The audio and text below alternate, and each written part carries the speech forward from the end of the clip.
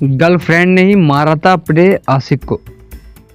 सोरेन राज के अंग फैल होने के चलते ही उनकी मौत हो गई थी।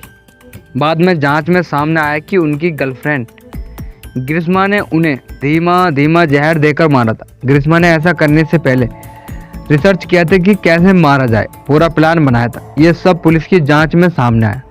कैसे क्या हुआ था और पुलिस ने कैसे सब पता लगाया, बताइए। केरल की एक अदालत ने 20 जनवरी को सोरेन राज मर्डर केस की दोषी ग्रीष्मा को मौत की सजा सुनाई। अक्टूबर 2022 में तिरुवनंतपुरम में शरीर के अंग फैल होने के चलते सोरेन की मौत हो गई। बाद में जांच में सामने आया कि उनकी गर्लफ्रेंड ग्रीष्मा ने उन्हें धीमा धीमा जहर देकर मारा था। ग्रीष्मा ने ऐसा करने से पहले गूगल की मदद से रिसर्च किया था। उसने सोरेन को कैसे मारा जाए इसका पूरा प्लान बनाया था। यह सब पुलिस की जांच में सामने आया।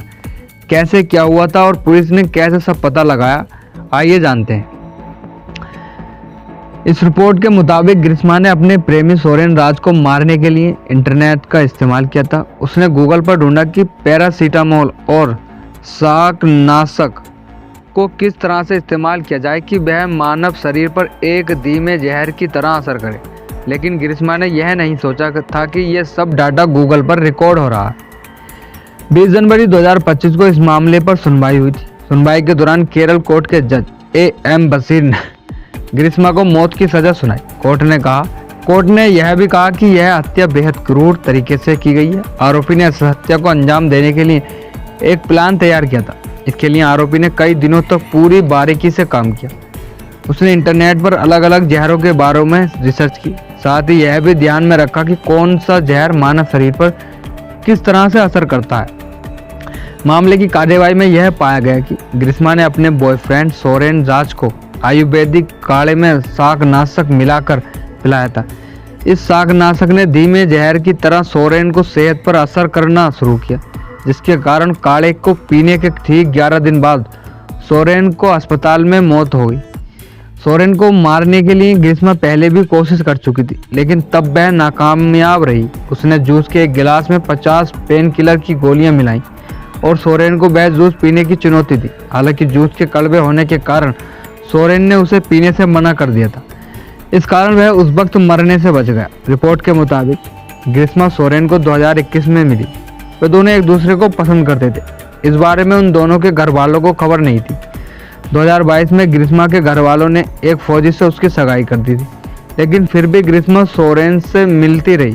कुछ वक्त बाद ग्रीष्मा को फौजी के साथ रहने के फायदे दिखने लगे और यहीं से उसने सोरेन को छोड़ने का मन बना लिया था।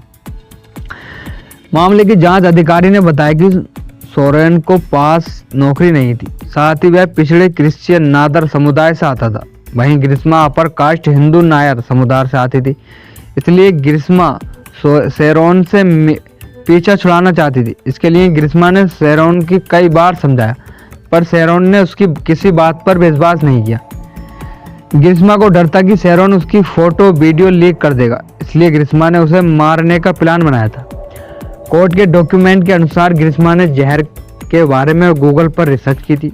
उसकी खेती करने वाले अंकल ने घर पर कपिक शाकनाशक रखा था, जिसे ग्रीष्मा ने एक आयुर्वेदिक काढ़े कषाय में मिलाकर शेरोन को पिला दिया था। कोर्ट ने देखा कि ग्रीष्मा ने शेरोन को मारने की तैयारी करते हुए भी उसे प्रेम भरे मैसेजेस करना नहीं छोड़ा।